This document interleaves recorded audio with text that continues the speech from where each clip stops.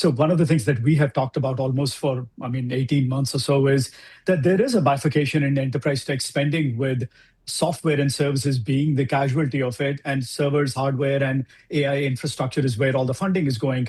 And that was going on for Salesforce for the longest period of time.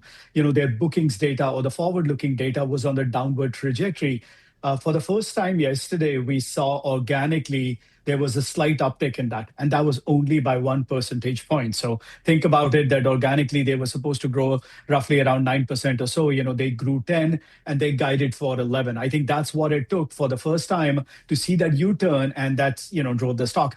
The Anthropic deal is another discussion, but frankly speaking, I think that's a little bit more marketing than reality. But it's the organic core growth is what I think is the most important thing to focus on. So what's kind of the market's discounting mechanism now, Anurag, as it relates to software, and which software companies are maybe more vulnerable to AI than others? How has that thinking evolved?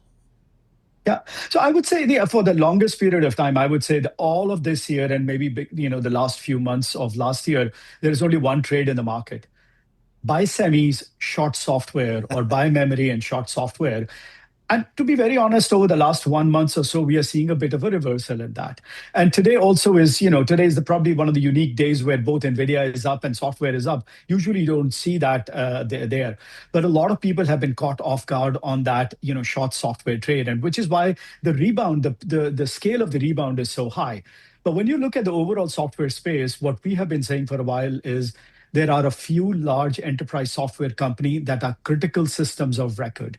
Somebody like an SAP, somebody like a Salesforce, somebody like a ServiceNow or a Workday, where you really need to store a lot of what the critical data is. So I think those are the ones that have a better positioning in the market compared to some of the smaller vendors that are only selling it to small and medium business market, where the software itself is not that complicated, and perhaps somebody, you can get more competition in that market.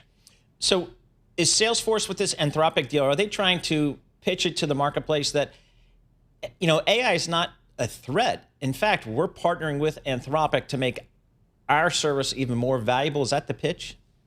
Yeah, and another company called Figma showed this in their day-to-day operation. What it showed people was you open your Claude app and you start working in it directly. And if you need to create something, you will do it right there.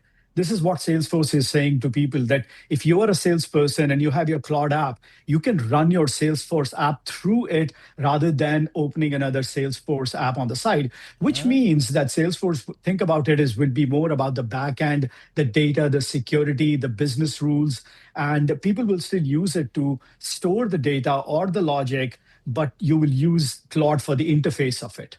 And is that what, in fact, happening out there? Are we seeing evidence that that's actually happening?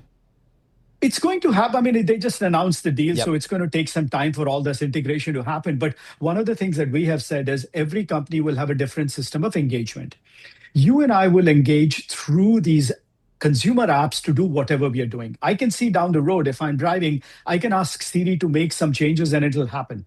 But for large enterprises, they will create their own app, like what Bloomberg has with Ask B, and that app will drive everything. But the background is still going to be some of these apps that store that critical system of record data.